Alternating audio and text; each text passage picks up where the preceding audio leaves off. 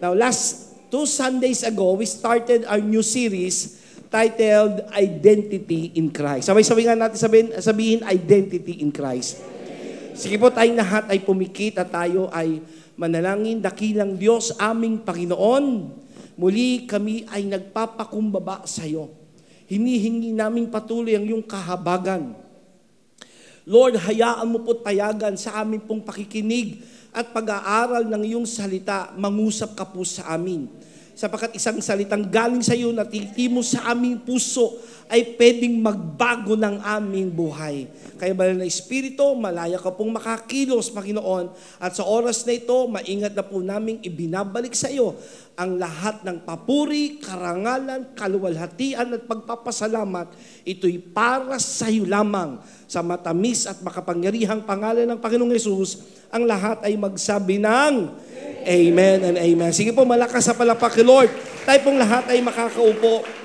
Siguro bago ko po muna ipagpatuloy ito, maaring nakarating po sa inyo, yung balitang ako ay last Friday ng madaling araw ay nasugod sa emergency, no, sa ER. About 1:30 or 2 o'clock ng madaling araw, ay nagpatakbo po ako sa ER sa dahilang nagba-blackout po yung aking yung para akong mahihimatay. Nagsimula po yun ng 9:30, pagkagaling po namin ipasyal ang mga bata at doon po sa CR habang ako'y nag-aayos ng sarili, ay naramdaman ko parang sa tenga ko ay merong tubig. Yung parang bagang bagong ligo ka. Bagong ligo ka sa swimming pool, pag angat mo, merong parang pumasok na tubig sa tenga. Kaya sinubukan ko pong itaktak.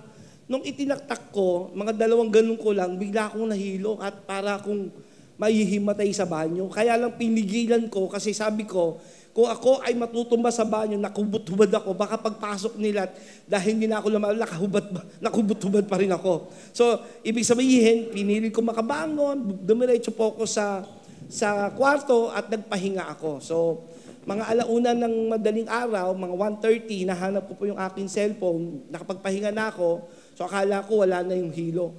Paghanap ko ng cellphone, biglang yung umikot na yung aking paningin.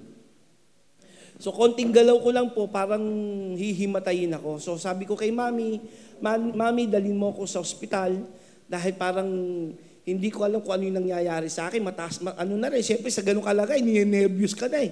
Hindi mo na kung ano nangyayari. No? At salamat kay Lord dahil nung dinala po ako sa ospital, tinignan yung aking dugo, yung aking pong puso, nag-ECG po ako. At wala namang nakitang ibang anomalya. Kundi sabi lahat ay maaari lang na ito ay vertigo. So ipag-pray niyo pong patuloy ang inyong pastor, no, dahil alam niyo pag may ginagawa ang Diyos, lagi ang kaaway ay laging may ginagawa rin. Umaatake siya sa atin. Amen, kung di kanya kayang atakihin sa kasalanan, yung physical mo naman aatakihin niya. Sabi ko kung kailan naman ako mas nagiging healthy ngayon, parang lalo namang itong mga sakit, ako po yung magsisikwenta na rin naman. Hindi lang halata. Salamat kay Lord. Pero salamat sapagkat andyan ang aking asawa na patuloy nagpapaalala sa akin at andyan kayo na nanalangin sa amin pong lahat. So salamat sa Panginoon. Ako po ay magaling na at maayos na. Salamat kay Lord. Nabalikan po natin yung ating tema, Identity in Christ. Now, sabi natin, nung sinumulan ho natin itong series na ito, ay napakahalagang sagutin natin yung pinakamalagang tanong sa buhay. Okay, meron kasi pinakamahalagang tanong sa buhay, hindi kung anong gusto mo pag nag-graduate ka na o gusto mo ng career, paano yung mga matatanda, no? Yung iba, ano ba ang gusto mong puntahan? Hindi po yun ang pinakamahalagang tanong. Ang pinakamahalagang tanong na pwede mong tanungin sa iyong sarili ay yung tanong na, who am I? Tanong mo nga yung sarili mo, sino nga ba ako? Kapag tumitingin ka sa salamin, okay? Sino o ano ang nakikita mo? Marami sa atin, kapag tumitingin sa salamin, ay nakikita nila yung kanilang kahinaan, kakulangan, mga kapintasan sa kanilang mga sarili, at nakabase yung kanilang identity doon sa kung ano yung kanilang ginagawa. Kanya kayo?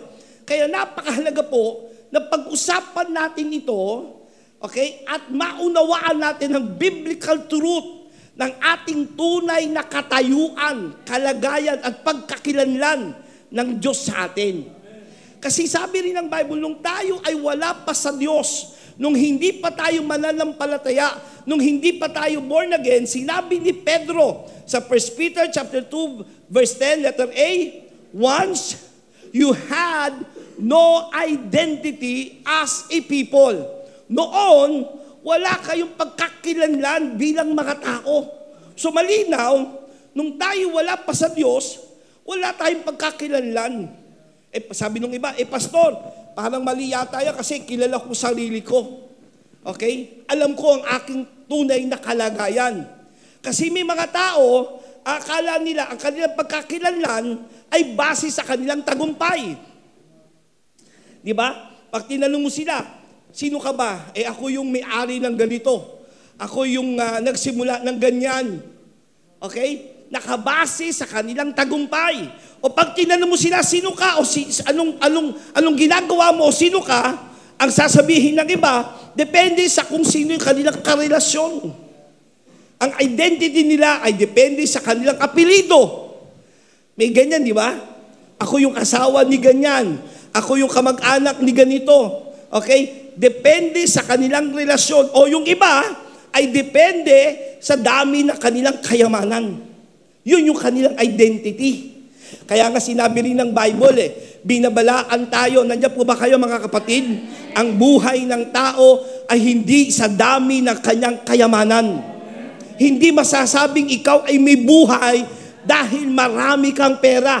Pero maraming tao, yan ang identity nila. At yan ang hinahanap nila. Now, this is one truth na kailangan din natin maunawaan. Ang iba, ang identity nila ay kung saang simbahan sila kabilang. Anong ibig sabihin yan? Pag tinanong mo kung sino sila, ang babanggitin nila ay kanilang ministeryo, kanilang titulo. Ako'y isang ebanghilista, ako'y isang pastor, ako'y isang bishop. Marami akong nakausap na ganyan. No? Talagang kinuha ng lahat ng titulo sa pagiging Kristiyano. Halos kulang na lang maging pope. Napahiya nga ako minsan dahil sa isang gawain, ako'y isang speaker doon, nagdadatingan na yung mga bisita, mga tao, nakita ko merong collar na puti. Usually, pag naka-collar kang puti, bishop yan. So, kinamayan ko siya, sabi ko, magandang umaga po, bishop. Sabi niya, sorry, hindi ako bishop. Archbishop ako. Wow! Sabi ko, sorry po. So, yung kanilang identity ay sa relihiyon. Sabi nga natin nung nakaraan, mga kapatid, you can be in the church, but you are still in the crisis of who you are. Nandiyan ba kayo? Hindi porkit lumaki ka sa simbahan, alam mo ang Biblia, nakikinig ka na kanyang salita, ay nauunawaan mo na yung tunay mong kalagayan. Lalo ngayon sa mundong ito, na punong-puno ng mga boses, tinig, social media ay maingay. Marami mga kabataan, nakakamali sila na kanilang pagtingin sa kanilang sarili. Nang tingin nila ang likes is equals worth. Pag maraming likes, ay mahalaga ka. Pag maraming followers, mahalaga ka. Di ba? Kaya yung iba sa inyo, pagka nag-post, kinabukasan agad titignan sino yung mga nag-likes. O sino yung may ganyang ugali. Ang iba, success is equals identity. Feelings is truth. Kung ano yung nararamdaman nila, yun ang totoo. Listen to me, ang pakiramdam ay hindi magsasabi na kung yun ang katotohanan. Yun ang katotohanan. Hindi porket naramdaman mo, yun ang totoo. Kasi ang pakiramdam, pabago-bago yan. At ang iba, failure is equal final. Pagbagsak nila, ay nangangahulugang yun na yon. Yan tayo noon. Yan yung ating pagkakilala sa ating mga sarili nung hindi pa tayo mga Kristiyano at nakakalam ng kanyang katotohanan. Kaya sinabi ng 1 Peter chapter 2 verse 10, once you had no identity as people. Now, sabi mo sa katabi mo ngayon, now you are God's people. Once you receive no mercy, now you have received God's mercy. Palapakan naman natin ang Panginoon. Dati wala kayong pagkakilanlan bilang mga tao. Pero ngayon, kayo ay tao ng Diyos. So malinaw sa Biblia, binibigyan tayo ng Diyos ng tamang pagkakilanlan sa ating mga sarili. Amen? At ito po ang layunin ng series na ito. No, itong layunin ng ating pag-aaral tungkol sa identity in Christ. Upang maunawaan natin ang ating identity ay wala sa kung sino tayo sa pagtingin natin sa ating sarili. Amen? Kundi kung paano ka tinitingnan ng Diyos sa pamamagitan ng ating Panginoong Hesukristo. Colossians chapter 2 verse 10, ito po yung pinag-aralan natin na 2 Sundays ago. And you have been made complete in Christ. Can we read it all together? 1, 2, 3, go. And you have been made complete in Christ, who is the head over every ruler and authority. Anong sabi yan? At kayo ay kinumpleto na sa pamamagitan ng ating Panginoong Hesukristo. So, isang identity natin, we talk this topic last 2 Sundays ago. Identity in Christ is complete. Sabi nga natin sabay-sabay, identity in Christ, complete. Hindi ka kumpleto dahil sa ginagawa mo. Kumpleto ka dahil kay Kristo. Okay? Yan po yung topic natin last 2 Sundays ago. Yung mga hindi po nakasunod, pwede nyo pong balikan sa YouTube na ba? Hallelujah! Buhay ang Diyos. Salamat, media team. So, hindi ka kumpleto dahil sa ginagawa mo. Kasi kahit anong gawin natin, hindi tayo makukumpleto kung tayo laging nakatingin sa ating kalakasan. Kita mo, maraming mga taong nasa reliyon, laging kulang ang kanilang ginagawa. Tingin nila, kailangan ko pang mag-pray ng mas marami, kailangan ko pang mag-worship ng mas marami. Lagi patungkol sa kanilang ginagawa. Pero katotohanan, kumpleto tayo hindi dahil sa ating mga ginagawa. Kumpleto tayo dahil kinumpleto ito ng ating Panginoong Hesukristo para sa atin. Kaya ulitin mo sa katabi mo, kumpleto ka na? Hindi ka kulang-kulang dahil sa ating Panginoong Hesus. Amen, palapakan natin ang Panginoon. Now, dako po tayo sa pangatlong series natin ito kasi last Sunday wala po ako. No? Ang ating Pastor Mark ang nag-preach. Now, in Ephesians chapter 1, verse 3 to 6, okay? Epeso 1:3 hanggang 6. Purihin ang Diyos at Ama ng ating Panginoong Hesukristo. Pinagkalooban niya tayo ng lahat ng pagpapalang espiritual. Wow, grabe ang pangako ng Diyos, no? Pinagkalooban niya tayo ng lahat ng pagpapalang espiritual at makalangit. Dahil, anong dahilan? Sa ating pakikipag-isa kay Kristo. Bago palikain ang sanlibutan, pinili na niya tayo. Alam niyo, pag ini-imagine ko, iniisip ko lang yan, bago pa ang mundo, nasa isip ka na ng Diyos. Kaya sabi mo sa katabi mo, hindi ka aksidente. Kahit mukha kang aksidente, hindi ka aksidente. Amen. Pero mo, wala pa ang mundo. Inisip ka na ng Diyos, nasa isip ka na niya. Bago palikain na sanlibutan, pinili na niya tayo upang maging Kanya sa pamagitan ng ating pakikipag-isa kay Kristo. Okay? Kaya napakahalaga ng pakikipag-isa kay Kristo eh. Wala kang identity labas kay Kristo. Amen? Upang tayo maging banal at walang kapintasan sa harap niya dahil sa pag-ibig ng Diyos. Verse 5 to verse 6, tayo'y Kanyang pinili upang maging anak niya sa pamagitan ni Hesukristo. Iyan ang Kanyang layunin at kalooban.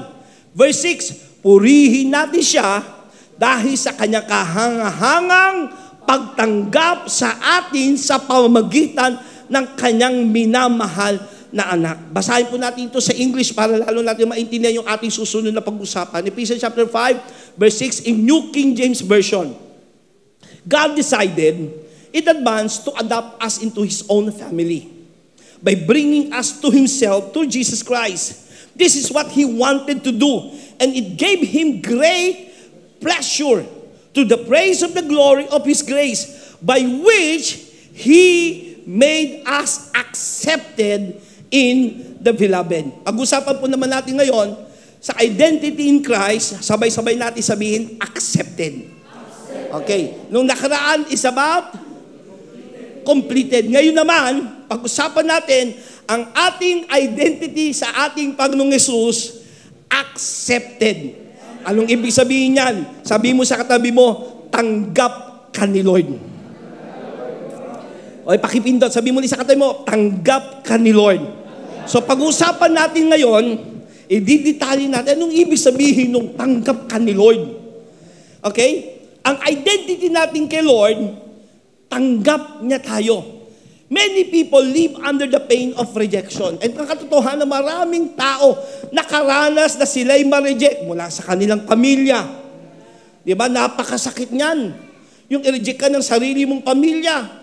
Yung hindi na kita tinuturing na anak. Wala na akong anak mula ngayon, patay na yung anak ko. Ang sakit nun. Meron ba nakaranas sa inyo ng ganyan? Ha? O mula sa pinikula lang yata yun? May mga ganyan talaga. O yung iba, rejected by friends. Ang sakit nung inaasahan mong kasama ka. Parang isang kaibigan ko, hindi ko makalimutan, si Pastor Richard. Kinuha na siya ni Lord eh. Anyway, ito yung isang kwento. Tawa ko ng tawa pagka nagkikwentuhan kahit naalala namin yung kwentong yon. Sabi sa kanya ng isang member namin na may kaya sa buhay, magpasko eh. Sabi sa kanya, o sama ka, manuno tayo ng nung MMF, MMLF ba yun? MMDA? Ano ba? Yung Manila Film Festival. Okay. So manonood, so excited siya. Umuwi siya kasi halos magkapit-bahay lang sila. At sinuot na niya yung pamasko niya. Eto na, excited na siya.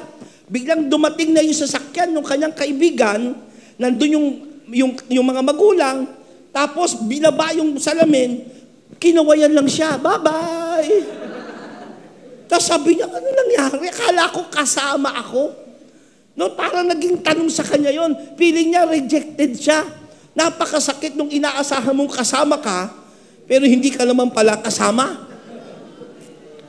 Sino nakaranas naman sa inyo yung rejected sa inyong nililigawan? O marami dyan. Ha? Rejected ka, isang taong kang talagang nanligaw. Uso pa ba isang taong nanligawan? Wala na ngayon. Oo. Kasi ako, nung nanligaw ko kay Pastora Manel, isang taong kong niligawan niya. Parang ayaw niyong maniwala. Bago ako nakakamit ng matamis niyang isang taon yun. Di ba, ang sakit nung yung minamahal mo, sinusuyo mo, binibigyan mo ng tsoklate, ng bulaklak, ng pangpatay, tapos, patay pala yung mangyayari sa'yo. Di ba? So, yung rejection ay masakit. Totoo naman, di ba? Nakakatawa kung titignan, pero marami sa atin nakaranas tayo nang tayo ay i-reject. At ang nag-iiwan niyan, a deep wound of rejection. May iniiwang sugat sa atin kapag tayo nakakaranas ng rejection. Amen? Yun na pumasok, yung gusto mong pasukang university, hindi ka tinanggap. You are being rejected. Trabahong gustong-gusto mo, di ba? Pinagpe-pray mo pa, pinasting mo pa, tapos hindi ka natanggap. Maraming klase ng rejection. Lalo pinakamasakit, yung dapat na nagmamahal sa'yo ay hindi ka minamahal at pakiramdam mo hindi katanggap, masakit yon. Nag-iiwan yon ng maraming mga sugat, mga tanong, mga salitang tulad ng, you're not good enough. Kaya ka nireject kasi hindi ka sapat, kulang ka pa. Nag-iiwan ng mga salitang, you're unwanted. Hindi kasi gusto. Hindi ka kagusto-gusto. And you don't belong. Ito yung mga salitang mabibigat na kung saan nag-iiwan sa atin ng marka, ng sugat sa ating mga puso. But the truth is, but when you are in Christ, you are no longer rejected. You are chosen, accepted and adopted by the Father. Sabi mo nga sa katabi mo, you are chosen, you are accepted, and you are adopted by the Father. Yan ang katotohanan dapat nating maunawaan ngayon. Our identity in Christ, tayo ay pinili, tayo tinanggap, at tayo kanyang tinuring na anak sa pamamagitan ng ating Panginoong Hesukristo. Ang sarap maunawaan yan. Kasi bakit? Araw-araw nakakaranas tayo sa buhay natin na nare-reject tayo. Nag-iiwan yun ng marka ng sugat sa ating mga puso. Pero pangako ng Panginoon, at sinabi ito ni David sapagkat siya mismo nakaranas na siya i-reject. In Psalms 27 verse 10, NLT version, even if my father and mother abandon me, the Lord will hold me close. Ano ba bakit sinulat yan ni David? Kasi siya mismo nakaranas na siya i-reject na kanyang tatay. Ito po yung kwentong yon. Sabi ng Diyos kay Samuel, Samuel, akin nang iniaalis sa pagiging hari si King Saul. At pipili ako ng bagong hari. Pumunta ka sa bahay ni Jesse at doon mula sa kanyang mga anak ay pipili ako ng susunod na hari. So dumating itong si Samuel. Pumunta sa bahay ni Jesse. Sabi niya kay Jesse, papiliin,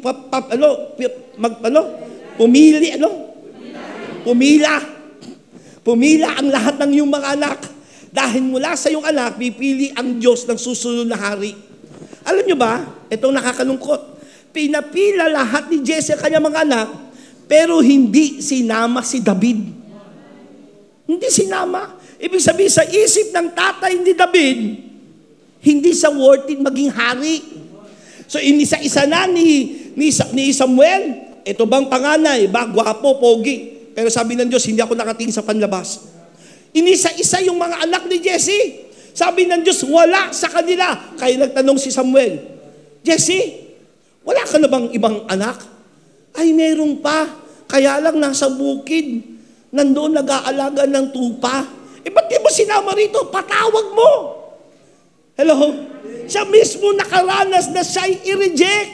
Pero mula doon sa rejection na yon, pinakita ng Panginoon Diyos na siya'y tanggap ng Panginoon at siya'y binuhusan ng langis upang gawing hari ng Israel. Why? God does not choose the way man chooses. Ang Diyos ay hindi pumipili tulad ng pagpili ng tao. Tayo tinatanggap dahil may itsura ka. Pag wala ka ng itsura, di ba may mga makakaibigan, kailangan ang isang qualification, may mga itsura lang. Gusto mong sumama? Sasabihin sa'yo, who you? Ang tao, pag pipili ng makakasama, depende sa kalagayan sa buhay. Pero ang Diyos, hindi siya pumipili tulad ng pagpili ng tao. Ang Diyos ay laging nakatingin sa ating mga puso. Salamat, hindi tayo tinitingnan ng Diyos sa ating nakaraan. Hindi tayo tinitingnan sa ating mga kasalanan. Hindi tayo tinitingnan ng Diyos sa ating mga ginagawang kasalanan. Kundi nakikita niya yung puso natin. And in Christ, you are fully accepted. Sabi mo nga sa katabi mo, sikuhin mo ng malakas, sabi mo, in Christ, you are fully accepted. Dahil sa ating Panginoong Hesus, ikay buong buo, walang bawas, tanggap ka ng Diyos. Ephesians chapter 1 verse 4 to 6, New Living Translation. Even before He made the world, God loved us and chose us in Christ. God decided in advance to adopt us. So, pinili ka ng Diyos, hindi ka pa nga sinisilang eh. Pinili ka na ng Panginoon. Sabi mo nga sa katabi mo, wala ka pa sa mundong ito? Pinili ka na ni Lord. Imagine that, hindi ka pa sinisilang ng iyong nanay, pinili ka na ng Diyos. Kaya ikay nasa mundong ito, nandito ka sapagkat mahal ka ng Diyos, pinili ka niya. Tanggap ka ng Panginoon. Hello? Now, ito yung balance dyan. Totoo ba, natanggap tayo ni Lord kahit makasalanan pa tayo? O makasalanan ka pa? Kasi may mga salitang tulad ng Kahit anong gawin mo, tanggap ka ni Lord. Kahit anong kasalanan ginawa mo, tanggap ka pa rin ni Lord. Wala nang condemnation, so okay lang lahat. Nandiyan kayo? At ang sabi ng Bible, binabalaan tayo, Jude chapter 1 verse 4, sino nakakasunod ng message ni Lord, magsabi ng amen. Jude chapter 1 verse 4, New International Version, they are ungodly, who pervert the grace of our God into a license for immorality. May mga taong magbabaliktad, pipilipitin ang mabuting balita ng kaligtasan ng Diyos upang ito'y gawing lisensya sa pagkakasala. Kaya ito yung mga kapatid, pag sinabi natin, totoo ba natanggap tayo ni Lord kahit tayo makasalanan? Yes, of course. Totoo, tanggap tayo ni Lord. But here's the truth. Ang pagtanggap ng Diyos ay hindi lisensya para magpatuloy ka sa kasalanan. Ang biyaya ng Diyos ay hindi pahintulot para magrebelde at magpatuloy sa pagkakasala, kundi kapangyarihan para magbago. Anong ibig sabihin nito? Tingkay lahat sa akin. Dahil tinanggap ka ng Diyos sa kabila ng kay makasalanan, binibigyan ka ngayon ng kapangyarihan ng Diyos upang ayawan ang kasalanan. Yes, tanggap ka ni Lord. But true acceptance brings transformation. Grace is not permission to sin. Grace is power to overcome sin. Ito malino na sinabi ni Pablo, Romans chapter 6 verse 1 to 2. Ano ngayon ang sasabihin natin? Patuloy ba tayo magkakasala upang sumagana sa atin ang kagandahang loob ng Diyos? Hindi. Tayo'y patay na sa kasalanan. Paano pa tayo mamumuhay sa pagkakasala? Hindi porket tanggap ka ng Diyos at yung konsepto, tanggap naman ako ni Lord kaya kahit na ako ay binabae. Diba? Sorry po yung iba dyan. Hindi ako kailangang mag-sorry sa inyo. Tatanggap yung katotohanan. Kahit ako'y tomboy, tanggap ako ni Lord. Kahit ito'y kahinaan ko, kahit paulit-ulit ko itong ginagawa, tanggap naman ako ni Lord naiintindihan niya, tao lang ako. Di ba? Sinong hindi nakakasala? Sige nga, yan pa yung mga katwiran ng iba. Kahit nga yung pastor na yan, magtuturo pa ng iba yan. Hello? Ang pagtanggap sa atin ng Diyos ay totoo. Ganap. Pero hindi ibig sabihin nung tinanggap ka niya, pinapayagan ka niyang magpatuloy sa kasalanan. Yes, you are accepted, but grace changes you. Ang pagtanggap sa iyo ng Diyos at ang kanyang biyaya ang magiging dahilan, hallelujah, purihin natin ang Panginoon, para tayo'y magbago. Amen. Nangyari yan doon sa isang babaeng nahuli sa pangangalo niya in John chapter 8 na kung saan dinala ng mga Pariseo, Saduseo, mga religious people, itong babaeng ito, huling-huli sa akto ng pangangalo niya. Nagsigawan ng mga tao, sabi nila sa Panginoong Hesus, ayon sa batas ni Moses, ang ganitong kasalanan ay dapat patayin, batuhin hanggang siya'y mamatay. Lahat na ng tao may hawak na bato, handa nilang pukulin ang babaeng ito sapagkat siya'y aktong nahuli sa pagkakasala. Anong ginawa ng ating Panginoong Hesus? Lumuhod siya, sumulat doon sa lupa. Bakit sabi ng mga tao, ayon sa batas ni Moses, ayon sa batas, binabatas nila ang Panginoong Hesus. Ang hindi nila naiintindihan at naunawaan, ang ating Panginoong Hesus ang sumulat ng batas. Kaya nang siya'y lumuluhod, para bagang may sinusulat siyang something doon, hindi natin alam kung ano yon. Pero sinasabi niya, ako ang batas, ako ang law. Kaya ako sinugo upang tuparin ang batas na ito. At ang sabi niya, umukol o bumato ang walang kasalanan. Bumato ang walang kasalanan. Nagtinginan ng mga tao. Alam nila kanilang sarili. Matinding conviction sinabi ng Panginoong Hesus. Isa-isa nilang binitawan ang kanilang mga bato at iniwan ng babae. Tumayo ang Panginoong Jesus. Tumingin doon sa babaeng nahuli sa pangangalo niya. In John chapter 8 verse 11, New Living Translation, Jesus said, "Neither do I condemn you." Kahit ako hindi kita iko-condemn. Go and sin no more. Tanggap ni Lord yung babaeng makasalanan siya. Pinatawad siya. Pero ano sabi ng Panginoong Jesus? Go and sin no more. Pag tayo tinanggap ni Lord, sa kabila na tayo makasalanan. Kasi yun naman talaga ang buhay natin eh. Makasalanan tayong lahat. Walang mabuti sa atin, walang matuwid sa atin. Tingnan mo yung katabi mo. Talagang halatang-halatang may kasalanan nagawa. Di ba lahat tayo eh? Walang matuwid, wala kahit isa. Walang nakabot sa kaluwalhatian ng Diyos. Pero salamat sa kanyang biyaya. Salamat sa ating Panginoong Yesus. Siya ang nagmistulang pag-ibig ng Diyos sa atin. Nagbayad ng ating mga kasalanan. At tinanggap niya tayo sa magitan ng Panginoong Yesus. Pero hindi ibig sabihin nun, magpatuloy ka sa kasalanan. Love and His grace accept you where you are, but never leaves you there. Nandiyan kayo? Ang pag-ibig at biyaya ng Diyos, tanggap ka kung saan ka man nanggaling. Pero hindi ibig sabihin nun, iiwanan ka ng Diyos kung saan ka nagmula. Dadaling ka ng Diyos sa kagilag-gilalas na liwanag. Dadaling ka ng Diyos sa isang buhay na binago. Dadaling ka ng Diyos doon sa karanasan sa Kanya kung sino siya. Ang kapangyarihan at biyaya ng Diyos magdudulot sa atin ng pagbabagong buhay. Parang isang tatay, yung kanyang anak ay naglalaro ng posporo na hindi niya namamalayan.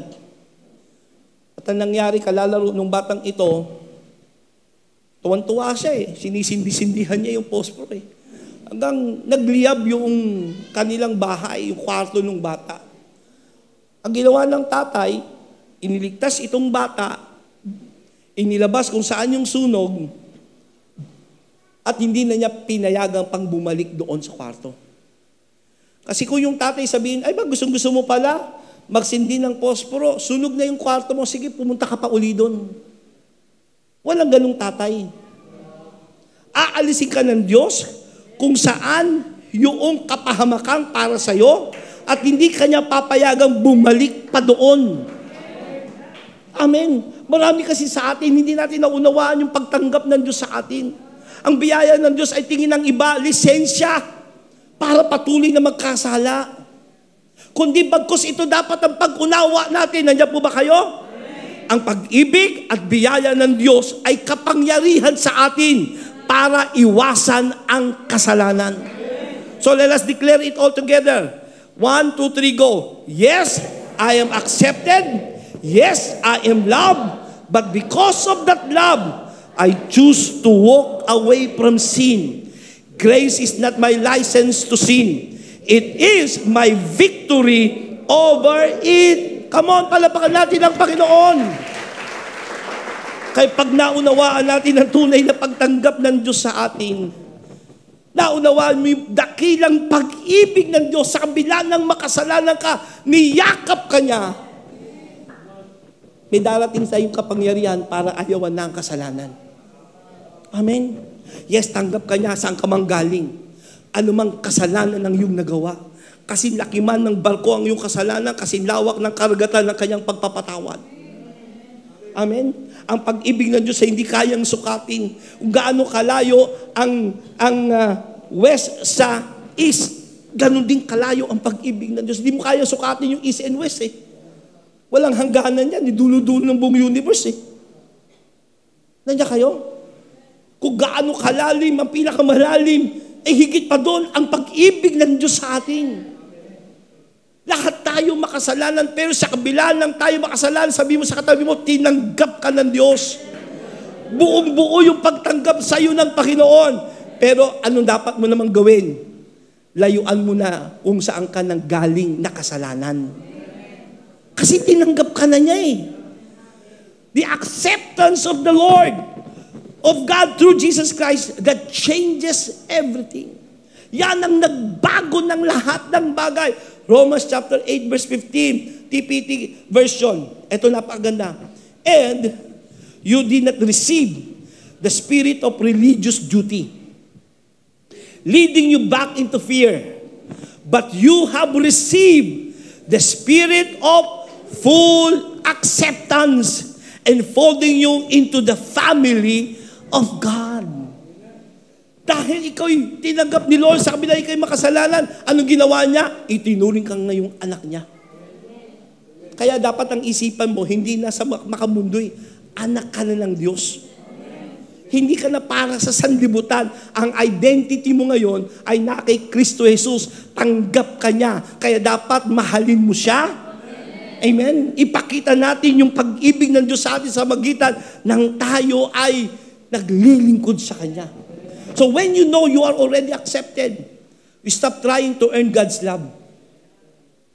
Hindi ka na magpapagal para, Lord, mahal mo pa ba ako, Lord? Maraming ganyan nagtatanong eh.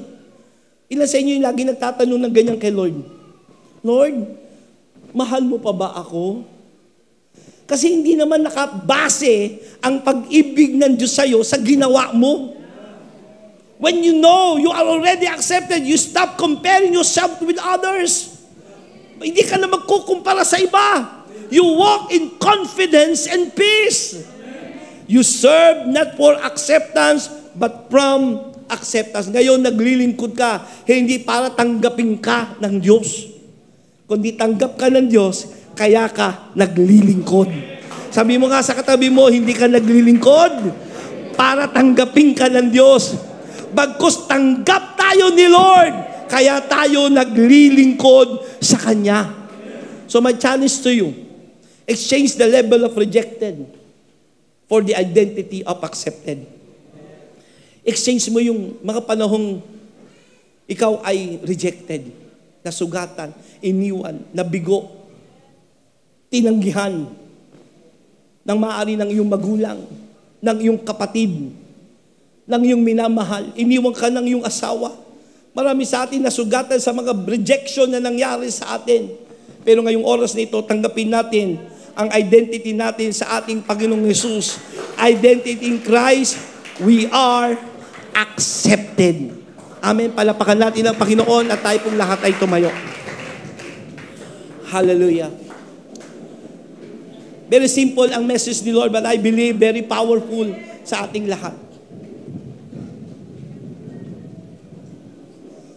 Sabi mo nga uli sa katabi mo, you are accepted. Ano sabi ng talata ng Panginoon? Balikan ko lang muli yung ating talata. Ephesians chapter 1, verse 5 to 6. God decided in advance to adopt us. Ito ang maganda dyan no? Listen to me. Ibig sabihin, in advance, wala pa ang mundo, wala pang sanlibutan, pinili ka na ng Diyos. Ibig sabihin, in spite and despite ng gagawin mo sa buhay. Naintindihan niyo yun? In spite and despite ng mga kasalanan gagawin mo. Kasi in advance, tinanggap ka na niyang maging kabilang sa kanyang pamilya. By bringing us to Himself through Jesus Christ, this is what He wanted to do and gave Him great pleasure. To the praise of the glory of His grace.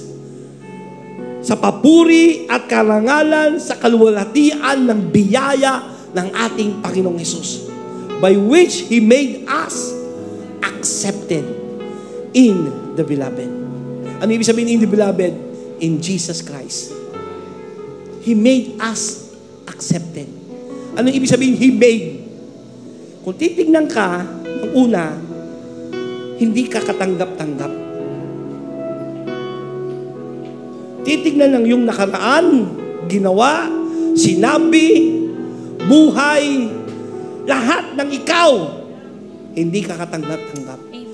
Pero sa kabila ng hindi ka katanggap-tanggap, He made you accepted sa pamagitan ng ating Panginoong Jesucristo. So right now, exchange the level of rejection in your life for the identity that you are accepted through our Lord Jesus Christ. Tanggap ka ng Diyos. Ano man ang pinanggalingan mo, ano man ang kasalanan mo, ano man ang kakulangan mo, tinanggap ka niya.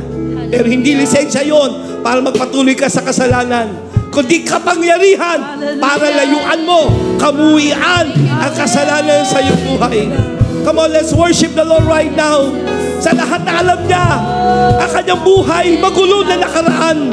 Sa lahat na alam niya, ang kanyang buhay ay hindi katanggap-tanggap. Pero minahal siya ng Diyos. Pinili siya ng Panginoon. Right now, let's worship Him.